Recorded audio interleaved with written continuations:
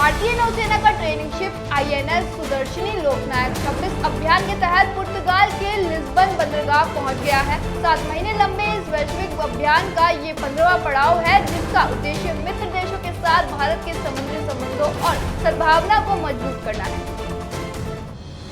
राजनाथ सिंह ने कहा कि भारत को अब ये सोचने के बजाय कि क्या खरीदना है, ये सोचना चाहिए कि वह दुनिया को क्या दे सकता है। मित्र देशों के नौसैनिक जरूरतों का जिक्र करते हुए उन्होंने कम मार्जिन, ज्यादा वैल्यू, किफायती लागत और समय पर डिलीवरी पर जोर दिया है।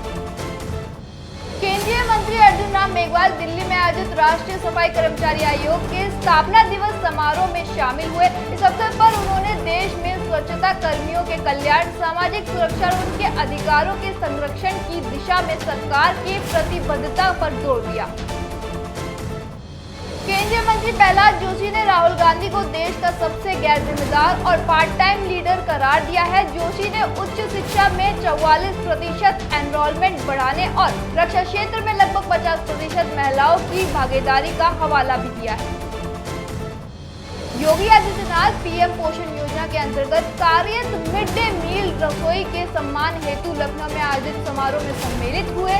साथ ही इस अवसर पर 3.54 लाख रसोइयों के लिए प्रति वर्ष 5 लाख तक कैशलेस उपचार की सुविधा प्रदान करते हुए कैशलेस चिकित्सा कार्ड का वितरण किया। नायब सिंह सैनी ने integrated multi modal logistic hub rail connectivity को हरी झंडी दिखाकर रवाना किया। इस परियोजना से हरियाणा और आसपास के क्षेत्रों में औद्योगिक विकास को गति मिलेगी तथा माल ढुलाई की रफ्तार और क्षमता में विशिष्ट सुधार होगा।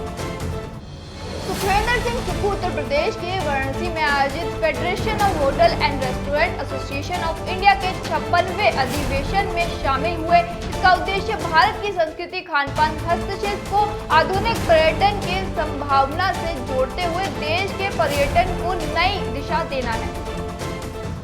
स्मृति ईरानी ने कहा, कांग्रेस पार्टी के पूर्व नेशनल प्रेसिडेंट ने एक इवेंट में कहा था कि वह महिलाओं को सपोर्ट करते हैं। उनका कहना है कि वह महिलाओं के लिए 33% रिजर्वेशन देने वाले कानून को तेजी से लागू करने और उन्हें पार्लियामेंट में लीडरशिप रोल निभाने में मदद करने के लिए सपोर्ट करें।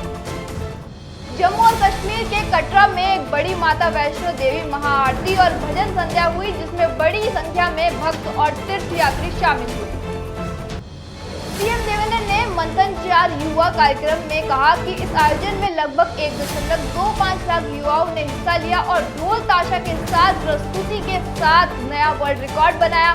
साथ ही उन्होंने राहुल गांधी पर निशाना साधते हुए कहा है कि वे मंच पर महिला शक्तिकरण की बात करते हैं, लेकिन महिला आरक्षण बिल का विरोध करते हैं। मध्य प्रदेश में स्कूलों को बंद किए जाने के विरोध में राज्य भर के छात्र और शिक्षक भोपाल के एकत्रित हुए। प्रदर्शनकारियों ने शिक्षा व्यवस्था से जुड़े विभिन्न मुद्दों को लेकर सरकार के खिलाफ आवाज उठाई और अपना समर्थन जताया।